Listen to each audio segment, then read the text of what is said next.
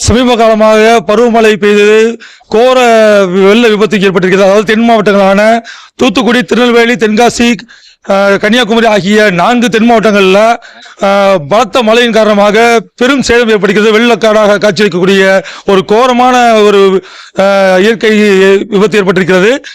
இதை தொடர்ந்து பல்வேறு அமைப்பினர்கள் இந்த பகுதி மக்களுக்காக தொடர்ச்சியாக அனைத்து விதமான அவர்களுக்கு தேவையான அடிப்படை விஷயங்களை செய்து கொண்டிருக்கிறார்கள். நாம் தற்போது இருக்கக்கூடிய இடம் திருநெல்வேலி மாவட்டம் திசைவேலை பக்கத்தில் இருக்கக்கூடிய ஒரு கிராமம். இந்த கிராமத்தில் தற்பொழுது ராமநாதபுரம் மாவட்டம் கிழக்கு மாவட்டத்தின் சார்பாக தொண்டி கிளையிலிருந்து சுமார் 300க்கும் மேற்பட்ட பயனாளிகளுக்கு பயன்படும் வகையில் நிவாரணப் பொருட்கள் கொண்டு வந்திருக்காங்க.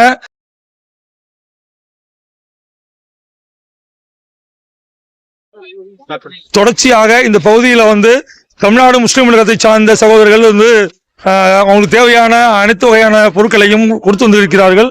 இந்த பகுதி கேட்கலாம், இந்த என்ன மாதிரி பிரச்சனை இருந்துச்சு, என்ன மாதிரி பாதிப்புகள் ஏற்பட்டிருக்குது, என்னென்ன நிவாரணம் செஞ்சாங்கன்னு கேட்கலாம். என்னென்ன பாதிப்பு இருந்துச்சு? இங்க தண்ணி தான் அதே வந்துச்சு. தண்ணி தான் ஊருக்குள்ள வந்துச்சு. தண்ணி தான் ஊருக்குள்ள வந்துட்டு இருந்துச்சு. உங்களுக்கு நிவாரணம் எந்த அளவுக்கு தேவை இருந்துச்சு? நிவாரணம் அடிப்படை எல்லாமே தேவைதான் இருந்துச்சு. வேற யாருக்கும் கொடுத்தாங்களா உங்களுக்கு? வேற டோக்கன் மூலமா கொடுத்தாங்கன்னு சொன்னா நான் போய் ஒன்றும் பார்க்கல. நான் இப்ப எனக்கு ஒன்றும் தெரியல, உங்களுக்கு கேட்டுக்கங்க. ஆமா, வீடு வீடா கொண்டு இறந்தார். அந்த அம்மாட்ட கேளுங்க எல்லாம் சரி. கேட்கலாம்.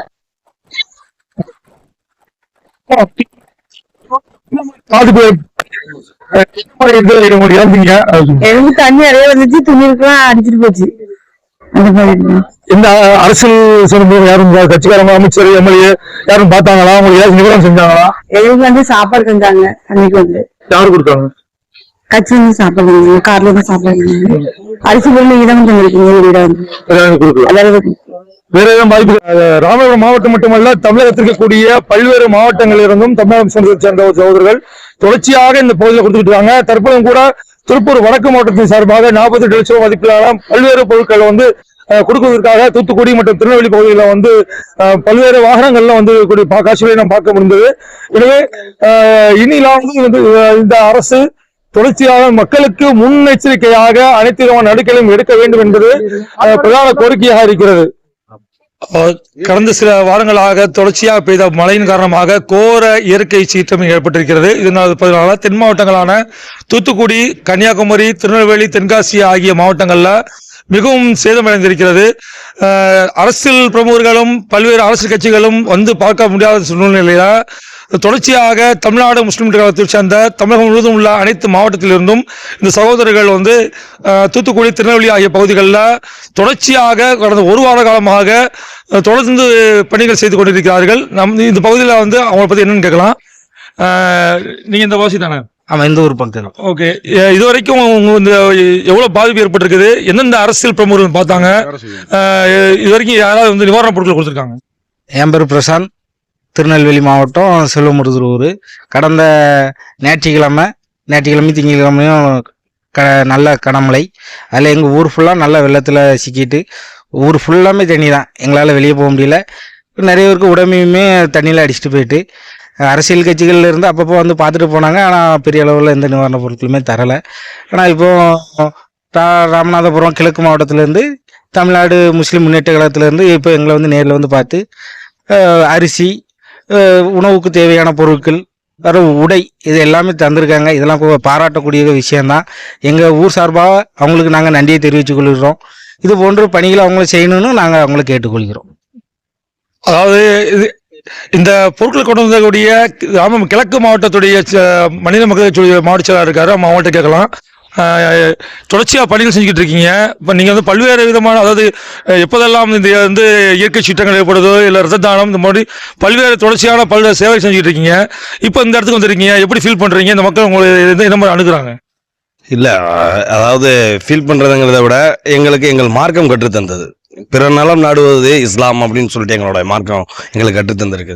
அந்த அடிப்படையில் பெரிய ஒரு சேத பாதிப்புக்கு உள்ளான இந்த பகுதிகளுக்கு இந்த சேத பாதிப்புகளுக்கு உள்ளான இந்த பகுதிகளுக்கு எங்களோட தலைமை வழிகாட்டுதலின் அடிப்படையில் நாங்கள் அங்கிருந்து ராமநாதபுரம் மாவட்டம் துண்டியிலேருந்து கிட்டத்தட்ட ஒரு 350 குடும்பங்களுக்கு உண்டான அத்தியாவசிய பொருட்கள், அரிசி உட்பட மளிகை பொருட்கள் உட்பட அத்தியாவசியமான பொருட்களை எடுத்துக்கிட்டு இங்கே வந்தோம். இங்கே வந்த இடத்துல மிகவும் பாதிக்கப்பட்ட பகுதியாக கருதப்படக்கூடிய எங்களுக்கு அடையாளம் காட்டிய எங்களுடைய மாநில செயலாளர் சாதிக் பாட்சா அவர்களுடைய வழிகாட்டுதலின் அடிப்படையில் இங்கே இந்த நிவாரண பணிகளை ஒருங்கிணைச்சிக்கிட்டு இருக்கக்கூடிய மாநில செயலாளர் ஜோசப் நோஸ்கோ அவங்களோட வழிகாட்டுதல் அடிப்படையிலையும் இங்கே இருக்கிற ஜமாலுதீன் ஜஃபர்லா அண்ணனோட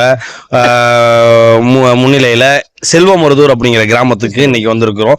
திசைன்விலை பகுதியில் இருக்க செல்வமருதூர் கிராமத்துக்கு வந்திருக்கிறோம். கிட்டத்தட்ட ஒரு 300-350 குடும்பங்களுக்கு உண்டான தேவைகளை பூர்த்தி செஞ்சிருக்கோம்னு நாங்கள் நம்புறோம். தொடர்ச்சியா அரசியல் பிரமுகர்கள் யாரும் வந்து பார்க்கல அப்படின்னு சொல்றாங்க. இப்போ உங்களுக்கு இப்போ வந்து எஸ்டிபி கட்சி உங்களுக்கு தமுக இது போல வந்து தான் பார்க்குறாங்கன்னு சொல்றாங்க. அவங்களுக்கு என்ன சொல்ல விரும்புறீங்க அரசுக்கு? இல்லை, இதில் அரசுக்கு என்ன சொல்ல விரும்புகிறோம் அப்படின்னா, அரசு அவங்களான முயற்சிகளை செஞ்சுக்கிட்டு இருக்கதா சொல்கிறாங்க. அதை நம்ம மீடியாக்கள் வழியாக நம்ம பார்க்குறோம், அதை நம்புகிறோம். நம்ம அரசு மட்டுமே இதை முழு பொறுப்பேற்க முடியுமா அப்படிங்கிறது நமக்கு தெரியல. இந்த நிலை மட்டும் இல்லை, கடந்த 2015 சென்னை வெள்ளத்திலும் சரி, இந்த வெள்ளத்துக்கு இந்த தென் மாவட்டங்களுக்கு உண்டான ஏற்பட்ட வெள்ளங்களுக்கு முன்னால் ஏற்பட்ட அந்த சென்னை மழை வெள்ளமாக இருக்கட்டும், இந்த இந்த வெள்ளங்களிலுமே கூட சமூக அமைப்புகள் வந்து தன்னார்வலர்களை கொண்டு தன்னிச்சையாக செயல்பட்டுக்கிட்டு தான் இருக்கிறாங்க.